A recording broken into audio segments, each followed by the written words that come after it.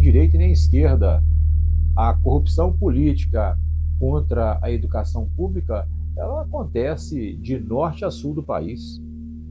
Claro que não em todas as cidades, claro que não em todos os estados.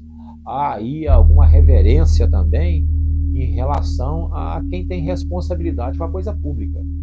Aliás, uma boa parte dos políticos desse país devia passar por uma aula de antropologia, o público e o privado, para descobrirem como pode trabalhar para melhorar a sociedade. A educação é importantíssima. É importantíssima. Quando a gente bate muito nessa discussão de mudança, de alteração, de punibilidade, através das leis que fazem previsão, ou de lei de probidade administrativa, que é a 8.429, ou das leis que fazem previsão também de punibilidade contra crimes do colarinho branco, crimes, né, praticados por agentes políticos que, infelizmente, não têm pudor nenhum. Não tem pudor nenhum. Trabalham contra o desenvolvimento do país. E não há de se esconder aí a insatisfação de professores, de gestores da educação, às vezes aqueles que têm que pegar e fazer vaquinha na escola para ajudar. E o professor muitas vezes desvalorizado. Eu vou buscar um exemplo do interior daqui das Minas Gerais, uma cidadezinha lá da Zona da Mata, onde vereadores, uma cidade com menos de 10 mil habitantes, ela tem lá 9 vereadores. E esses vereadores votaram uma lei para que eles tenham direito ao auxílio alimentação. Um aumento aí no que eles recebem no valor de R$ 1.000 nesse momento atual. Mas e para os professores de lá, segundo foi narrado para minha pessoa, não teve aumento nenhum. E o grande drama é que as pessoas da cidade veem, os vereadores fazem a votação, infelizmente há entendimento jurisprudencial ou mesmo dos órgãos de controle que verba indenizatória, verba remuneratória, não entremos na discussão, não estamos falando de ilegalidade, estamos falando de moral. Por que o cidadão que vai para a sala de aula, ou a mulher, né, a professora, ela não tem direito ao auxílio alimentação naquela cidade, será? De segunda a sexta-feira, está ali meu editor lembrando, e esses vereadores muitas vezes vão à Câmara uma vez por semana, no máximo duas. Ah, mas eu rodo por toda a cidade, mas é uma cidade minúscula, será que não consegue ir até em casa para alimentar? Não? Estou falando porque eu acredito que os professores poderiam ter tido também um valor pecuniário aumentado no seu soldo, mas isso aí depende da vontade política. E o grande problema, talvez, como já dito pelo poeta satírico Juvenal, lá da Roma Antiga, que criou a expressão pão e circo. Às vezes falta o pão, mas o que mais tem nesse país é circo. Então, aos políticos de plantão, se algum dia não verem esse vídeo, mas se verem, ou se ouvirem, ou se puderem, se tiverem coragem, se tiverem disposição, porque não tem também não.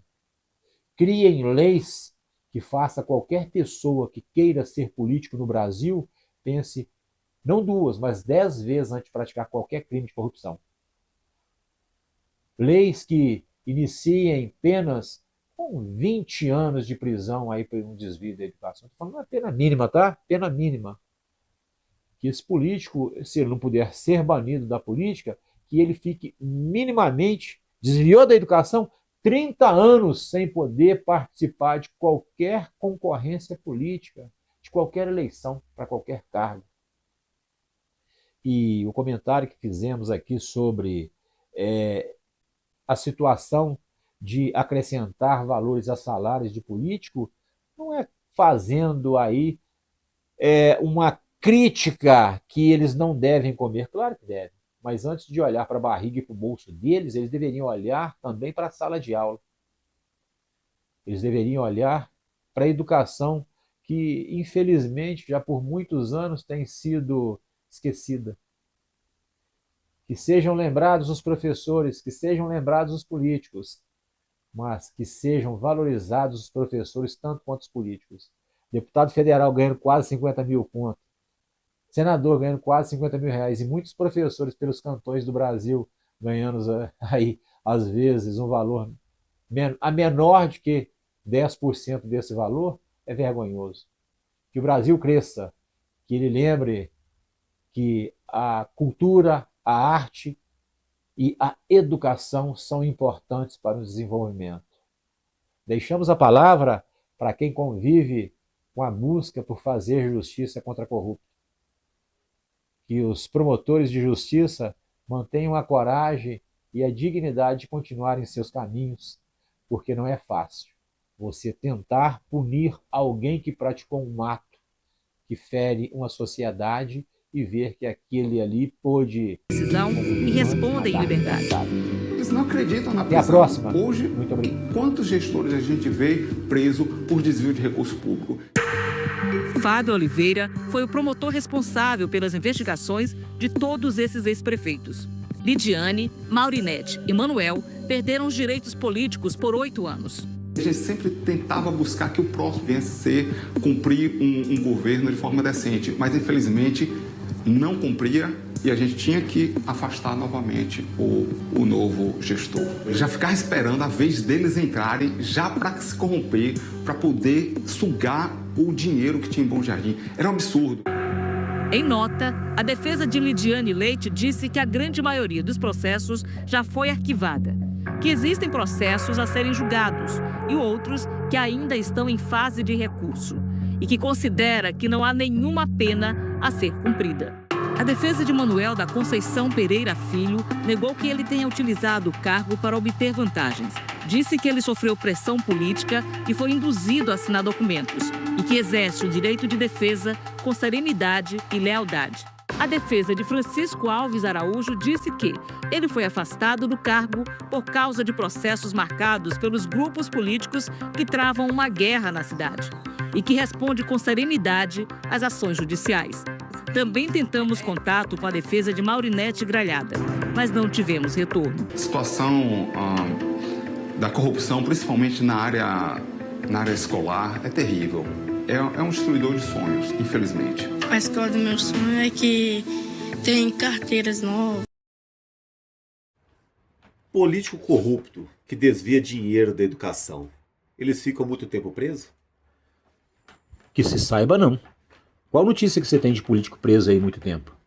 A gente tem notícia que político vai para a cadeia, fica um tempo, muitos deles condenados a anos e anos e anos, conseguem aí algum tipo de benesse, uma prisão domiciliar, ou se não, a liberdade provisória por alguma razão que a justiça entende.